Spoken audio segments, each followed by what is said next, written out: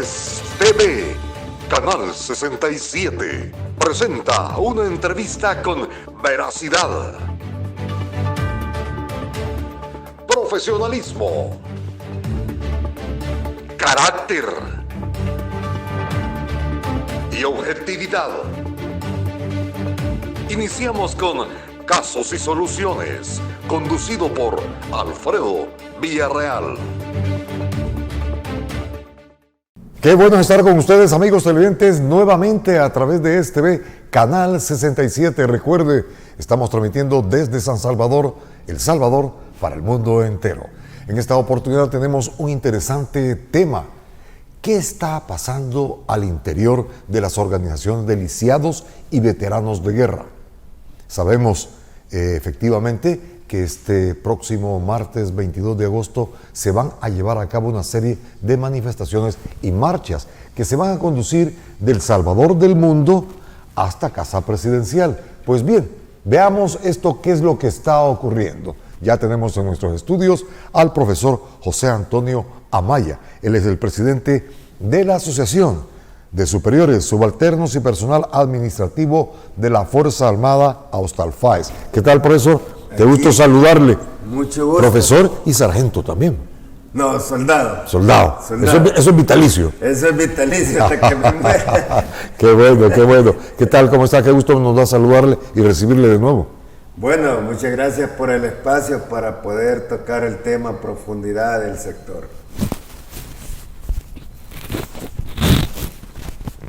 Muy bien, profesor, demos inicio a lo que nos interesa en esta oportunidad.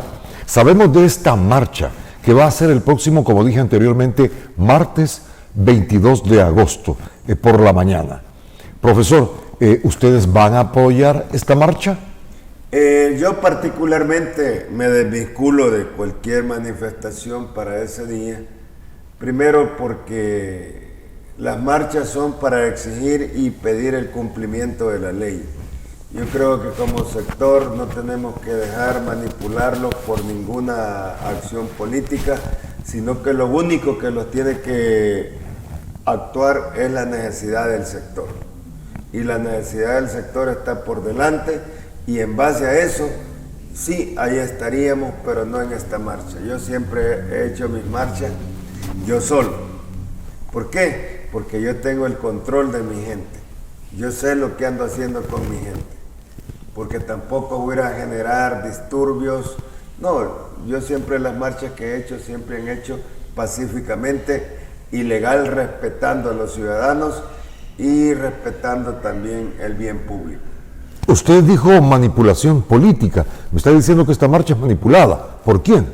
Bueno, ahí hay diferentes actores que por respeto a los que están ahí, pues al final estamos en un país democrático, un país libre y pues al final cada quien se puede manifestar y cada quien es libre de sus propias acciones. El punto es a qué punto vamos a llegar. Y como decía anteriormente, a mí particularmente lo que me interesa es la necesidad de la gente. Ahora bien, si va a ser una marcha pacífica y va a ser una marcha exigiendo los derechos del sector, pues qué bien, eso es aplaudible y saludable, porque si no se manifiesta uno diciendo sus inconformidades, todo el mundo va a creer que está bien las cosas y estando mal. Entonces no se pretende eso, se pretende salir a la calle, pero con claridad, saber qué es lo que quiere y qué es lo que no quiere para el sector. ¿Qué pretende entonces esta marcha? Bueno, lo que pretende de alguna forma es llamar la atención. Y otra cosa, como vienen los periodos electorales y estamos en un país que solo en elecciones pasamos, y vienen las presidenciales, vienen las de diputados y alcalde, entonces yo lo quiero ver como que fuera una presión de un 50, un 60, un 40% de temperatura, pero que sea y que se convierta en exigencias para el sector, no para cuestiones individuales, sino que sea una cuestión colectiva y que fortalezca al sector particularmente. Cuando habla de manipulación política, ¿qué se persigue? ¿Cuáles son los puntos políticos que se pueden manipular? Bueno, yo siempre he dicho que tanto el FMLN ha puesto manos en el sector. Y yo creo que como FMLN estuvieron en el país, gobernando este país y especialmente para el sector, yo quiero decirles claramente, y no quiero entrar en diferencias, pero la realidad es realidad. Ningún diputado del Frente votó por la ley de veteranos. Incluso la señora Lorena Peña hasta escondió los documentos en la Asamblea Legislativa que le mandaba el doctor Alexander Segovia. Entonces el FMLN nunca ha estado a favor del sector.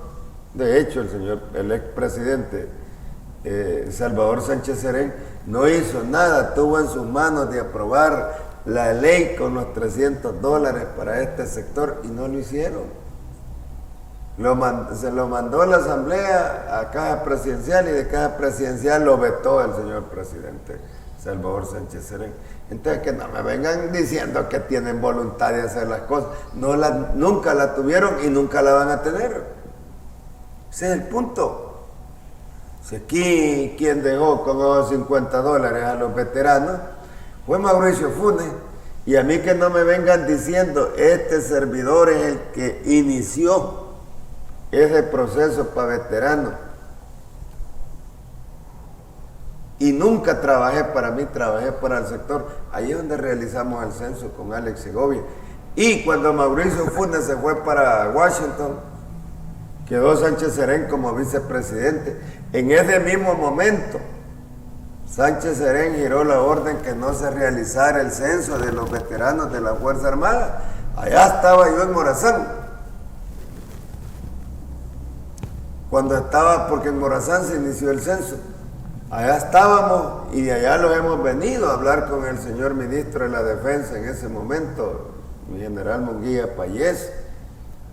Y él le habló a Mauricio Funes y él dijo que ese censo no se podía cortar y que continuaba. Entonces no me vengan a decir que el FMLN ha sido el creador de todo. No. Ni votaron y ni han hecho nada por este sector. Así de fácil. Entonces, Mauricio Funes fue el que ordenó que se continuara el censo, punto. Y eso ahí está escrito. No es broma. Entonces, hay que hablar con claridad al sector. Y hay que hablarle claro también de que no es... Y Arena también anda ahí. Ahí andan unos areneros. Ahí anda aquel coronel Castillo, que incluso él era asesor de la Asamblea Legislativa del diputado Bonilla. Y cuando se iba a aprobar la ley, la reforma de ley que este servidor presentó con unos señores oficiales a la Asamblea, y Castillo dijo, mire diputado, no apruebe esa ley, y el diputado no votó por esa ley por asesoramiento de Castillo. Y ahora se anda vistiendo con vestiduras. Que el sector de veteranos, y cuando tuvo el momento de que el otro diputado votara, le dijo que no votara. Eso se llama doble moral. Eso no es correcto. Y si aquí estuviera, aquí se lo digo, porque es cierto. Entonces lo que estoy entendiendo, y cualquiera podría entender, que lo que se pretende es desprestigiar y afectar al actual gobierno. Exactamente. Y este gobierno, yo quiero ser claro, este gobierno en su llegada dijo que iba a aumentar y aumentó $50 a la pensión.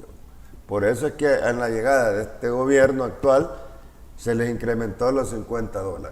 Y eso nadie lo puede negar. Y el que lo niegue, no sé en qué estado estará. Pero que este gobierno dio los $50, efectivamente sí. Y yo espero también que este gobierno, ahora que ya va de candidato de regreso a una candidatura presidencial, yo espero también que él incremente la pensión. Así como incrementó $50, hoy lo mismo puede hacer, puede incrementar $50 o $100. El sector lo que necesita es el dinero. Eso que quede claro.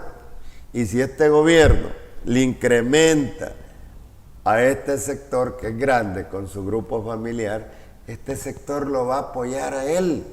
Así de fácil. ¿Por qué razón? Porque la gente sabe quién le ayuda, la gente sabe quién lo apoya y la gente sabe quién no apoya. Entonces, esa es la única alternativa que le queda también al señor presidente de la República. De poner claro, mire, les vamos a aumentar tanto a los veteranos de guerra. Y lo otro que al señor presidente también le corresponde para los lisiados de guerra.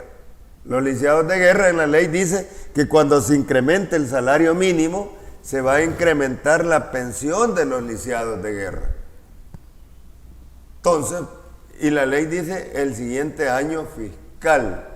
Significa que para el otro año se le estaría aumentando el 30% a todas las personas con discapacidad del conflicto armado.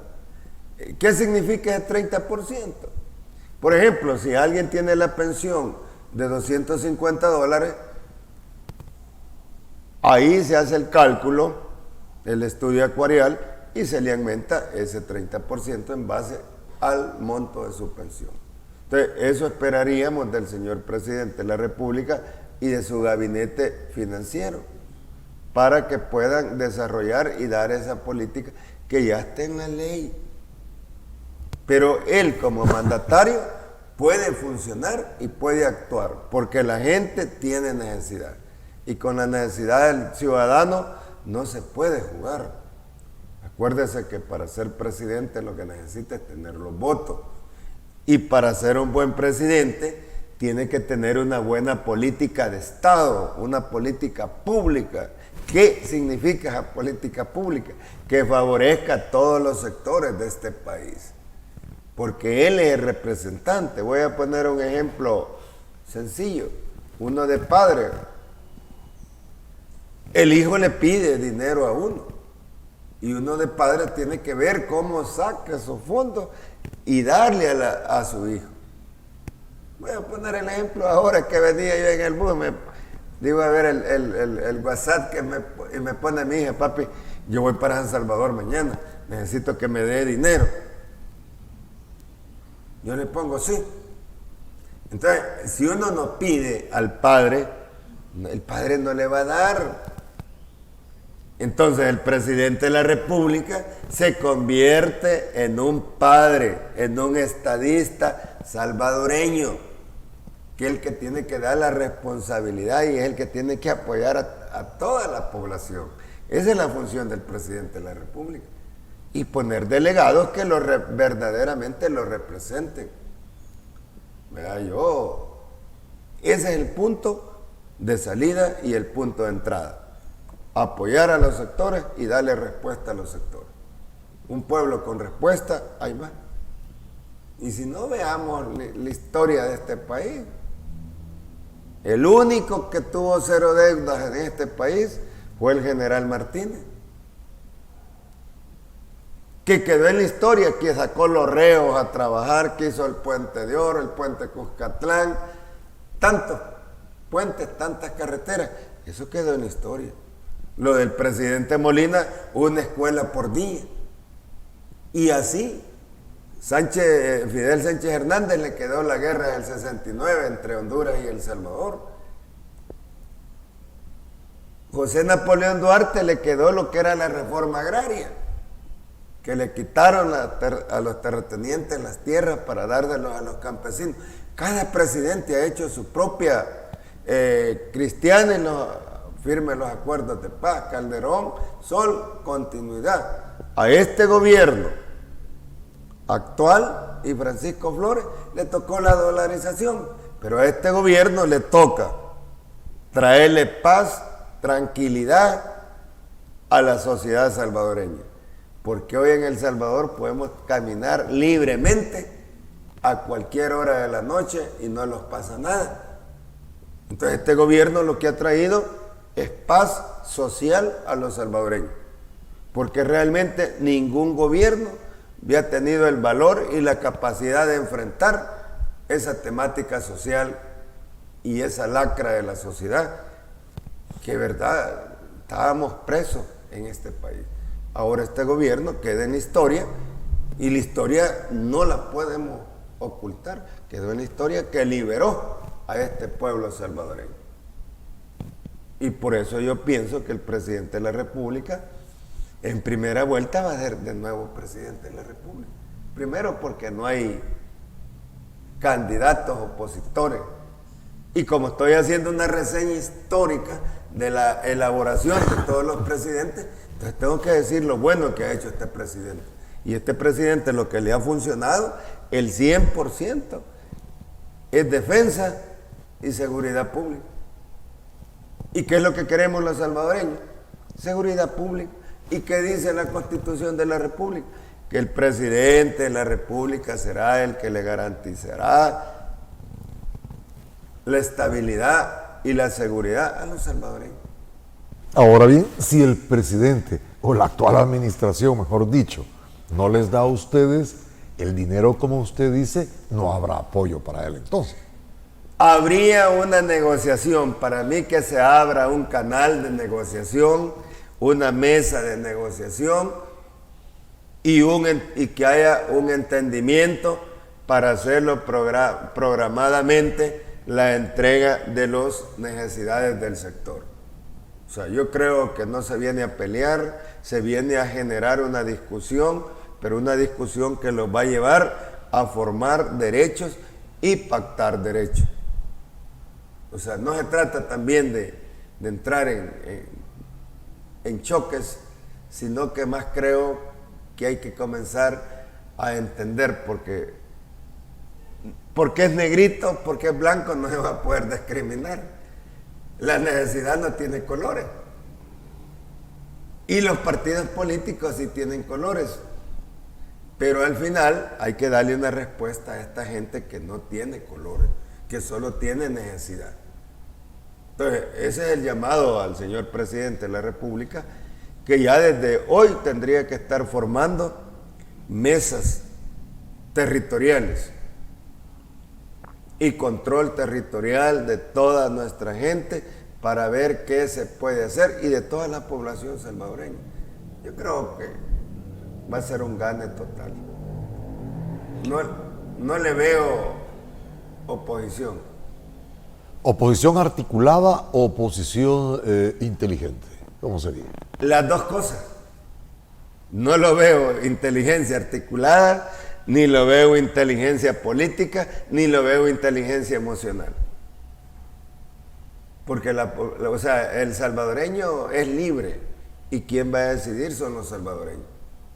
Muy bien, amigos televidentes, vamos a continuar con el profesor José Antonio Amaya de Astolfá, de los veteranos de guerra, que no van a apoyar, dice él, la marcha del día de mañana, martes 22 de agosto. Una situación que nos lleva a pensar que el sector está dividido y eso es lo que vamos a conversar con el profesor Amaya al volver. Estos mensajes son para usted.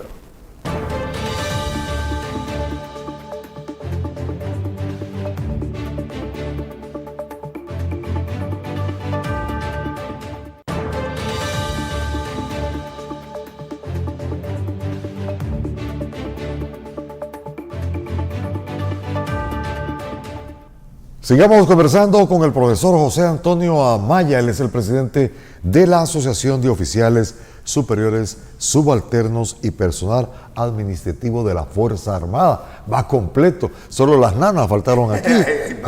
Ahí van las nanas también. Administrativa. Para que sepan nuestros amigos televidentes, las nanas son las que hacen la alimentación para el soldado. Mire, qué interesante.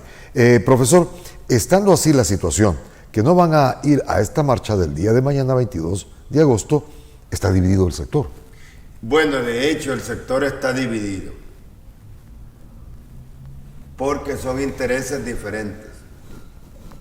O sea, el sector está convulsionado porque hay líderes que los llaman a hacer una cosa, los llaman a otra. Hay líderes, y la verdad es que dentro de las políticas del instituto, lo que es, y lo que no es, no es. Las divisiones son buenas, y las divisiones hay que aprovecharlas. y hay que acercarse a las diferencias. Es natural. ¿Por qué? ¿Por qué es natural? Porque el hombre es biológico. Entonces, al partir de eso, hay inconformidades, porque no todos vemos las cosas iguales. No todos. Cada quien ve diferente. Entonces, por eso las divisiones existen. Bueno, solo ponerle un ejemplo. Hay más de 32 asociaciones de Fuerza Armada. Solo ahí puede ver la gran diferencia. Cuando yo participé a la junta directiva, participaron 32 asociaciones. ¿Por qué tantas? Hacer un solo movimiento no sería lo mejor, no daría más fuerza. O sea, uniéndolos los da más fuerza. Ajá. Pero ¿quiénes ganamos? Fueron 4 propietarios de Fuerza Armada y 4 suplentes de 32. Entonces, hay división. Con que hay división hasta en la misma familia, con que hay división entre los mismos hijos, porque uno quiere una cosa, el otro quiere otra. Es natural. Pero el punto es que por lo menos la pensión de los $100 a los 95,000 infracción que están cobrando, se les está pagando. No ha dejado de pagársele. De hecho, hoy, primero Dios, hoy en septiembre, ya no se le va a pagar en el Banco Fomento, perdón, no se le va a pagar en el Banco Hipotecario, sino que se le va a pagar en el Banco Fomento, porque el Banco Hipotecario exige un calendario. Entonces ya el presidente del instituto y la junta directiva ya habló con la presidenta o la presidencia del Banco Fomento, y ya hoy en septiembre se le va a pagar a los veteranos en el Banco de Fomento. ¿Por qué? Primero, porque el Banco de Fomento tiene agencias bancarias a nivel nacional, más que el Banco Hipotecario. Entonces lo que se pretende es mejorar y acercar los servicios al sector de veteranos.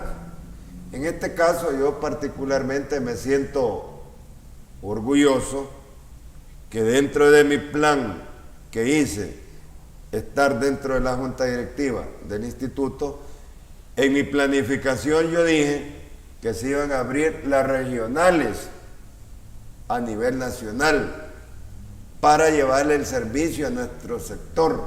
Gracias a Dios me siento satisfecho. Se abrió la oficina de Santa Ana, se abrió la oficina de San Miguel, se abrió la oficina de Chalatenango, y esta próxima semana que se abre la oficina de San Vicente, lo que es la Paracentral y la zona occidental. Me siento satisfecho. ¿Por qué? Porque le estamos dando respuesta a nuestro sector. Que ya los de San Vicente no van a venir a San Salvador a gastar. Ya va a estar la oficina y ahí se les va a dar todos los trámites de ley. ¿Qué significa eso? Acercar los servicios a la población. Póngase a Huachapán, llegan a Santa Ana, Sonsonate. De Sonsonate a Santa Ana cuesta como 40 o 50 centavos el pasaje. Entonces se le acercan los servicios. Esa es una satisfacción personal. Y eso también, gracias a Dios, al esfuerzo también de toda la junta directiva actual. Porque todo se puede hablar. El presidente le ha puesto ganas y le ha puesto fuerza y voluntad al Instituto de Veteranos. Aquí en San Salvador está la Graviela Mistral, que se abrió también. Está la otra oficina. O sea, solo aquí en San Salvador hay 3 oficinas para el sector. Eso, Ajá, sí. Eso viene a fortalecerlos y a salir adelante con este sector que es bastante grande y duro para manejar. Pero según tengo entendido, el gobierno no les ha cumplido la indemnización. ¿Nos puede explicar esto? ¿Cómo usted está satisfecho? Dice, sin embargo, no se ha recibido la indemnización. Y la pensión sí está al día. ¿Nos puede explicar qué sí está usted de acuerdo y qué no? Porque también hay situaciones como esta que no están indemnizados y por ley deberían de haber sido indemnizados. Correcto. Vaya, mire, yo donde estoy de acuerdo es en los servicios que presta el instituto al sector. Si necesita una silla de ruedas, se les da el Hospital Valencia y en la Universidad Nacional, ahí están los médicos, ahí le dan sus lentes, ahí se les está preparando, se les está dando todo en este momento. Cuando me refiero a todo, es en base a la solicitud. Ahora, hay que entender que por falta de fondos no hay para darle respuesta a todas las necesidades del sector. Y le voy a poner un ejemplo. Se abre el departamento de créditos, de ahí del instituto. Se abrió que por el call center iban a llamar y ahí se saturó el call center y se acabaron los 2 millones que estaban para el departamento de crédito. Porque la gente necesita crédito para invertir. ¿Qué es lo que se ha hecho? Se ha mandado a Hacienda solicitándole 3 millones de dólares para incrementar el departamento de crédito y hacerlo crecer. O si no, de los intereses que van a generar esos intereses, también comenzar a generar los préstamos de los intereses que van a recaudar. Entonces, hay cosas que sí se han hecho muy bien y se está trabajando bien. En cuanto a mi inconformidad, Vamos a ver. yo estoy inconforme y lo digo así tajantemente. Primero, que no se ha incrementado la pensión. Se incrementaron $50 a la llegada del señor presidente. Hoy necesitamos que el señor presidente incremente esa pensión. También lo que necesitamos también es que se incorporen más de 30,000 veteranos que no están cobrando y que ya tienen su documentación respectiva y que solo necesitamos que los metan al sistema, porque ahí están los fondos. O sea, no le van a ir a pedir al presidente de la República ni al señor ministro de Hacienda. Ahí están esos fondos para eso. Entonces, esa es la parte de mi inconformidad. No se han metido 30,000 que están pendientes. También no se ha dado la indemnización. ¿De cuánto es la indemnización? La indemnización, la ley dice que son $3,000, pero que eso se puede ir dando gradualmente. Entonces, ¿qué significa eso? Si son $3,000, yo lo puedo interpretar de la siguiente forma. Agarremos 50,000. Esos 50,000 tomen. La ley dice $3,000, pero no podemos como Estado dar esto de un solo. Tomen ¿A aquí. cuánto asume todo entonces? El total. Fíjese que para serle sincero no es sacado. Un aproximado. Un aproximado tiene que andar por unos 180,000, unos 180 millones. Porque la verdad es que si se multiplica. ¿Para cuánto es un total? Para un total de 130,000. Es una plata bastante exagerada, pero tampoco se puede dar de un solo. Ok, les vamos a dar $500 de principio de indemnización, o les vamos a dar $100 de adelanto a su indemnización. Es gradualmente que se puede dar, no se puede sacar todo de un solo también, porque también hay que ser consciente. Hay que ser consciente con lo que se puede y con lo que no se puede. Pero sí, mi llamado al señor presidente de la República, que comience a dar las indemnizaciones y que también entren esos 30,000 a cobrar y que se incremente la pensión. Creo que ahí el sector estaría totalmente el 100% de acuerdo con el señor presidente de la República. ¿Por qué dice usted que no hay fondos de 180 millones para el sector si está ya en la ley? Es que la ley es una. La ley ya está establecida. Pero los fondos, hay que serle claro a la población que el Estado lo que hace es recibir los fondos de lo que pagamos de impuestos, y si compramos una gaseosa, un churro, ahí va el impuesto. Eso sale de los ciudadanos salvadoreños. El presupuesto se enmarca dependiendo de las recaudaciones que tiene el Estado de todos los impuestos que pagan todos los salvadoreños. De ahí sale. Si al final el gobierno lo que es administrador de los impuestos de los salvadoreños. Así de... ¿Te están administrando para ustedes bien esos impuestos? Bueno, automáticamente se dice que sí, pero habría que ver, hacer una auditoría. Bueno, para eso está la Corte de Cuentas, que es la que revisa las auditorías en todas las instituciones. ¿Corte de Cuentas o de Cuentos? Bueno, la ley lo establece Corte de Cuentas de la República, pero también Corte de Cuentos, esa ya es una forma como la ven los ciudadanos. Pero la función de la Corte de Cuentas es fiscalizar a todas las instituciones que ejecuten bien y hagan bien lo que tienen que hacer para el bien de la población salvadoreña. Las promesas que hizo el presidente de la República antes de entrar a su administración, se reunió con muchas organizaciones de ustedes. Sí, es que eso sí es cierto. ¿Qué pasó ahí? El señor presidente dijo en su campaña que era una pensión de hambre, que era una pensión de lástima y que él en su gobierno la iba a llevar a $600. Eso lo dijo él y ahí están los videos. Entonces yo lo que le pediría al señor presidente de la República, que esas palabras que él dijo, que no solo sea de palabra y que no solo tenga palabra, sino que cumpla su palabra. ¿De cuánto está la pensión entonces ahora? Ahorita lo que están cobrando solo son $100. Faltan 500. Faltan 200 para llegar a los 300. ¿Qué nos dijo el presidente, que era de hambre y que iba a dar 600? Exactamente, la ley dice 300, pero el presidente dijo que era de hambre, entonces estamos hablando que faltan $500, porque él dijo que le iba a llevar a 600, y están cobrando $100, hacen falta $500. ¿Y aún así están ustedes complacidos? Pues la verdad es que no es que estemos complacidos, sino que también la verdad es que se está haciendo y se está dando dentro del marco de lo que está dentro de las posibilidades. Ese es el punto, porque una cosa es pedir y otra cosa es cumplir. Pero sin embargo, el cumplimiento de la promesa de su campaña, pero yo creo que va a cumplir o que va a entrar en esta nueva campaña.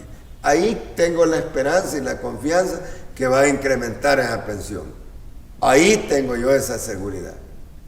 Y ojalá que así sea. Porque eso es lo que espera el sector. Que le diga, mira, aquí está esta peseta de pecho, mira, le va a servir al sector para ir a comprar su frijolito de arroz o lo que sea. Pero para que suene a cacerola. Para que suene a cacerola. Porque eso es lo que necesitamos. El sector tiene hambre. Vaya, en el caso mío, gracias a Dios, pues yo trabajo como docente y de alguna forma yo tengo mi salario. Pero hay otras personas que no tienen ese salario y no tienen un presupuesto que vivir. El único presupuesto que tienen son esos $100. ¿Se puede vivir con esos $100? Y tienen núcleo familiar, todos. Todo. Ajá, todos. Esos $100 vienen solo a fortalecer como un aporte social, porque en realidad nadie va a vivir con $100. Pero sí, yo quiero felicitar al sector de veteranos, que es un sector trabajador, luchador y que no está esperanzado a esos $100. Está esperanzado a su trabajo, también a su rebusca. Andan veteranos vendiendo charamuscas, vendiendo fresco, vendiendo agua. Andan trabajando para poder sobresalir. Y eso es lo bueno, que también el veterano está luchando por cambiar su vida y el instituto también, que tiene que luchar para que le dé todos los proyectos productivos, proyectos de ganado, de cerdo. Ahí es donde necesitamos también la plata para poder darle respuesta a ese sector. Y lo otro también es la ayuda internacional. El instituto está obligado a luchar y a gestionar los fondos internacionales para que pueda haber una estabilidad real y estable del sector. Muy bien, amigos televidentes, vamos al siguiente corte y volvemos con nuestro último bloque de conclusiones y despedida, porque hemos visto que el sector, como lo dice el profesor José Antonio Amaya, está dividido. Bueno, lo cataloga como natural. Ya volvemos.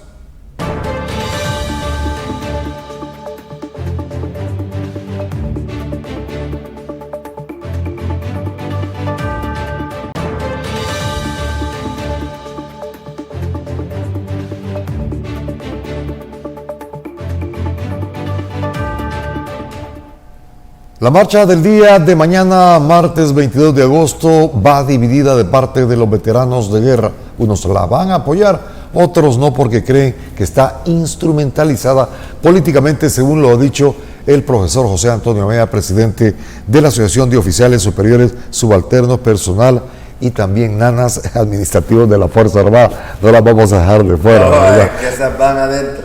Esas van adentro. Profesor, vamos a ver. El conflicto armado finalizó en 1992. A esta fecha, ¿cuál es el rango de edad de ustedes y hasta qué punto pretenden llegar? ¿Y cómo está esta situación humana? Usted estaba mencionando anteriormente cómo se ganan el pan diario. Correcto.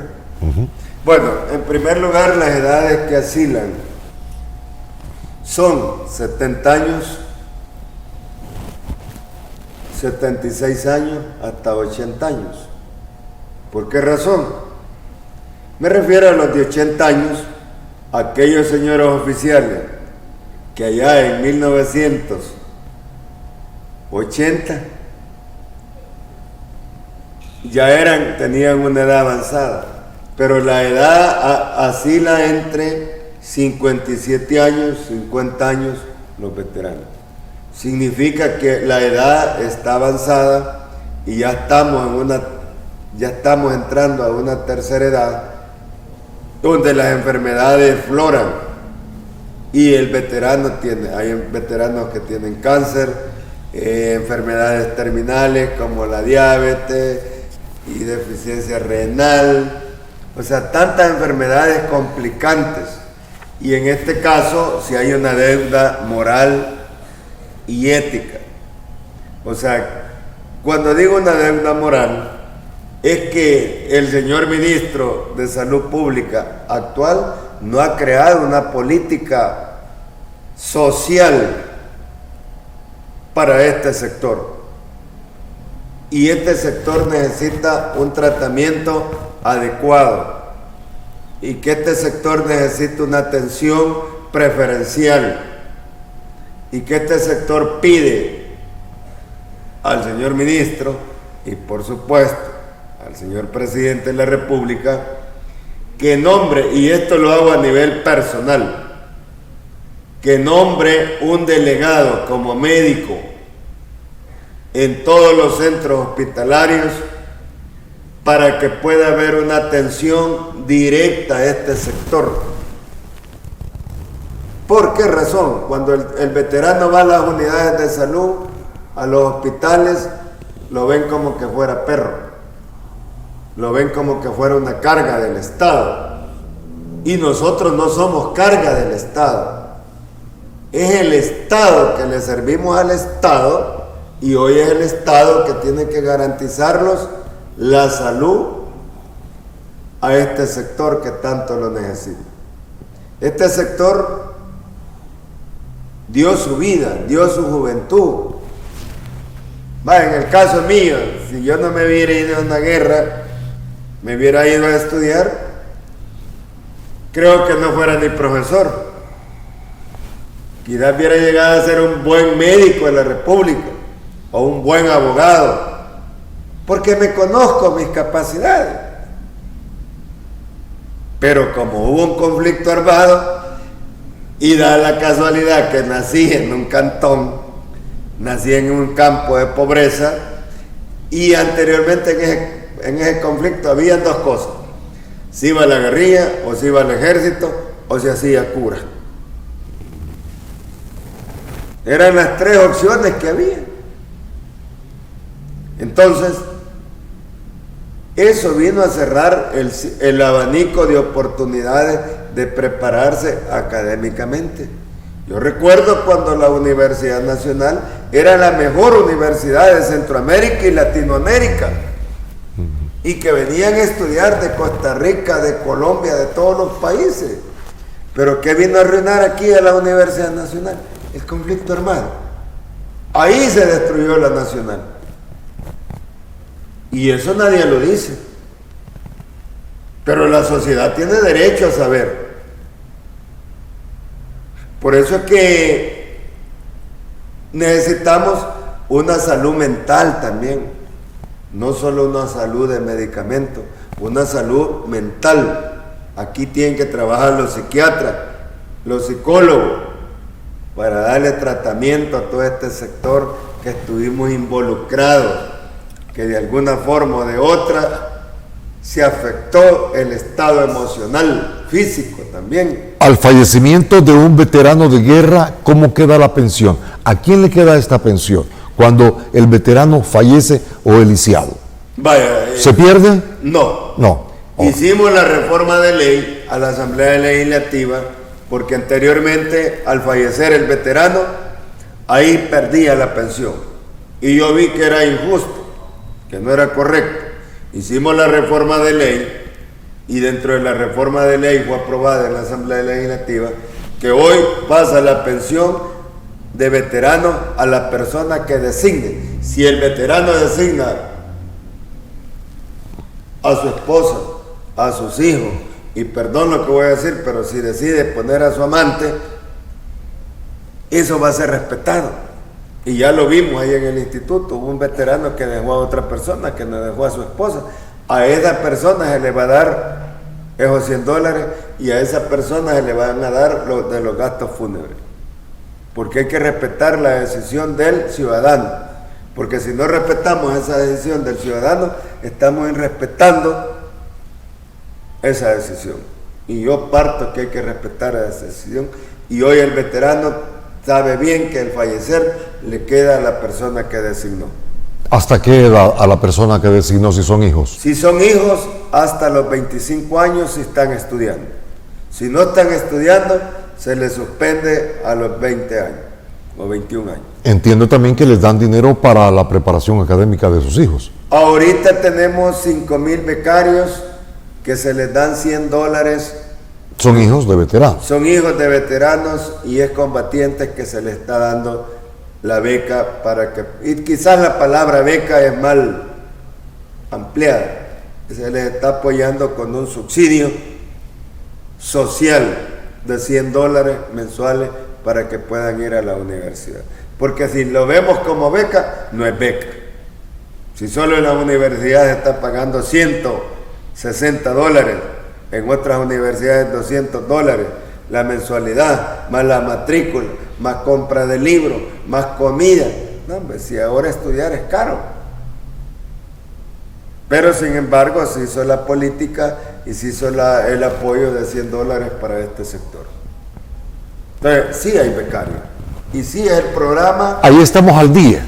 Ahí estamos al día, estamos pendientes que posiblemente esta semana se les va a pagar lo que estamos pendientes porque ya presentaron la documentación de las materias que han llevado y de lo que han pagado y ya se está en el sistema para pagarles esta próxima semana, primero Dios. Ahora bien, ustedes lucharon mucho por el cambio de la dirección en el Instituto del Veterano de Guerra. ¿Lo lograron? Se logró, se ha logrado, bastante se ha logrado porque... Había gente del FMLN que ustedes estaban pidiendo que se retirara. Sí. ¿Quién era? Yo siempre pedí que retiraran al licenciado Marcelo Cruz, porque ¿Está retirado? Lo retiraron como presidente. Y yo no voté por el nuevo cargo que le dieron, porque le dieron como asesor, ganando como $3,500. Yo no estuve de acuerdo que un asesor gane $3,500 o $3,000 cuando el veterano solo gana $100. Yo no estuve de acuerdo y no voté. Por asesorar al presidente y asesorar al gerente general. Yo no voté por eso. Ahora bien, tampoco voté porque lo quitaron de asesor y lo pusieron jefe de la historia del instituto. De hecho, ayer se cumplieron 3 años y ayer en la tarde, ahí en el Parque Cuscatlán, en la sala que está ahí, hubo una exhibición de los 3 años del instituto, del INAVE. Pero hay otras cosas de mayor... ¿Y con el mismo salario? ¿De $3.500? Entiendo que se lo mantienen. Entonces... ¿Él es veterano de guerra? Él fue enfermero del ejército y del ejército se fue con el FMLN, pero ya es una decisión muy personal de él. Y yo estuve hablando ayer con él, sí, yo soy amigo de él, pero dentro de la legalidad tiene que prevalecer el verdadero ser. ¿Es o no es? Entonces, ese es el punto. También yo no estuve de acuerdo que a 695 lisiados de guerra le quitaran los $100. Yo no estuve de acuerdo. Y enfrente de todos, dijo el presidente, el ingeniero Juan Ortiz, dijo, bueno, levanten la mano quienes están de acuerdo a que se les suspendan los $100. El FMLN se obtuvo. 2 de Fuerza Armada se obtuvieron. El único que votó en contra fue este servidor. Y yo dije, voto en contra porque esa es una injusticia social. Porque el lisiado de guerra primero le pagan el fondo por sus lesiones. Y los $100 que estaba cobrando como veterano, era como veterano que le sirvió a la patria. Y eran $100. ¿Y qué son $100? ¿Y por qué no se saca ese montón de gente que está cobrando que no son del conflicto armado? Pues? Es que ese es el otro punto. Esas son mis inconformidades. ¿Cómo que no participaron del conflicto y están cobrando como veteranos de guerra? Ahí me está debiendo, ¿eh? Correcto. Yo no estoy de acuerdo que cobren esos que están ahí cobrando que no han sido veteranos. ¿Y por qué? ¿Quién los metió? Los metió las cúpulas. ¿De quién? De Aristides Valencia, del ex ministro de Gobernación. Muy bien. Ahí los ha metido. Y ahí es real lo que estoy hablando. ¿Y qué van a hacer para contrarrestar esto? Tenemos 1 minuto. Bueno, yo lo único que le puedo decir al señor presidente de la República, que todos los que no son del conflicto armado y que están cobrando en el instituto, se depuren y vayan para afuera. Y que se le dé la oportunidad al verdadero veterano que sí estuvo, o que se le dé también la oportunidad al verdadero excombatiente del frente que sí estuvo en el campo de batalla. Profesor, ha sido un gusto enorme haberlo tenido en nuestros estudios. Esperamos que en otra coyuntura, pues tenerlo acá. Muchas gracias por la invitación y le agradezco el programa y de poder llegar a la población de veteranos y excombatientes y a la población salvadoreña. Muchas gracias. Pero sobre todo, gracias a usted, amigo televidente, que siempre está con nosotros. En la próxima, de seguro, tendremos mucho más.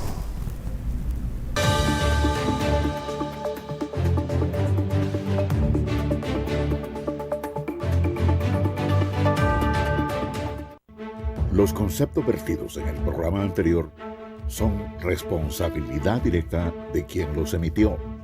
En ningún momento representan la línea editorial de esta estación televisora.